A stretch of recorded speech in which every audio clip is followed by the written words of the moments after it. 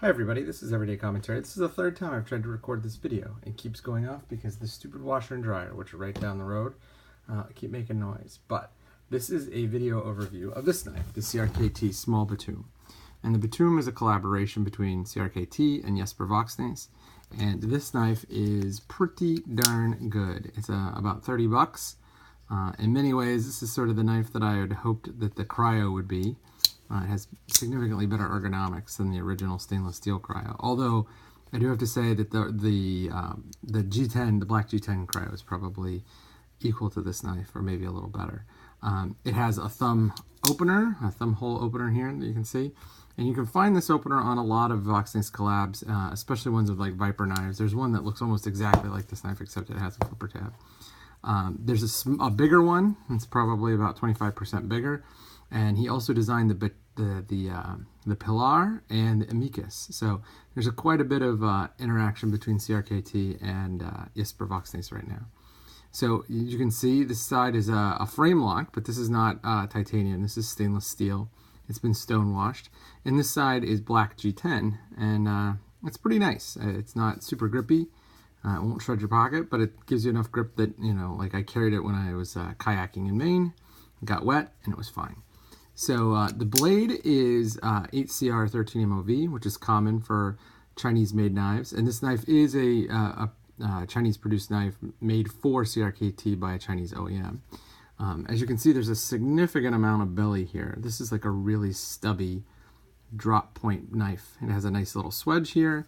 It also has a finger choil, so you can choke up and get a real good grip on it. Mine is just, if I wasn't like reaching around the camera, is buttery smooth. It opens and closes quite easily. In fact, this is my second version. I had one where it opened and closed so smoothly because the lock didn't actually touch the back of the blade. And as you can see here, there is actual lockup. So you can see right there where the lock and the knife interface. If you want, you can get a little bit better lockup by giving it a little push, and I had to do that on my old one. This one I don't have to do that. Let's see if I can get it to spring. Yeah, there's a little bit, but no blade play up and down, left or right, so it's pretty good. I actually prefer locks that are a little stickier than this. I like when the lock kind of needs to be popped open. In this one, it kind of you can get it to move a little bit by pulling down on the knife. I mean, even once you do that, you're still not getting any blade play. But I would prefer a little bit more stickiness to it. This is my second version of the knife, so I know that that's something that's probably endemic to the design. I doubt that I would get 2 lemons in a row. So overall, I like the size and the shape of the knife. It's a good looking knife. It's a little heavy for what it is. I wish they would have just done standoffs here, although I imagine those are more expensive. One thing that I would note is this point right here is a little pokey. And so I ground that down a bit, and now I have better ability to choke up on the knife.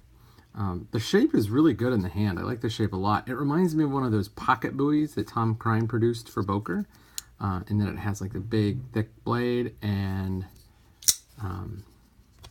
you know, kind of chunky looking, a big, thick handle and chunky looking blade.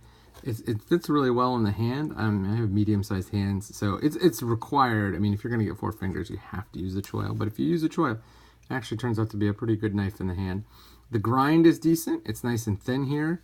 And so really the only thing that I would slight the knife for is the fact that it's heavy, the fact that it uses 8CR13MOV, and the fact that the blade lockup is not exactly perfect. I mean, it's a little, like, look, let's see if we can get it. So you can see it wiggle in the locked position. So if I move it out of the way, it'll go. But there, it's locked up, and it still wiggles a little bit. Like I said, there's no blade play, but I'm always worried about that kind of stuff. So this is the CRKT Batum, small Batum, and look for a video or look for a written review on the site coming soon.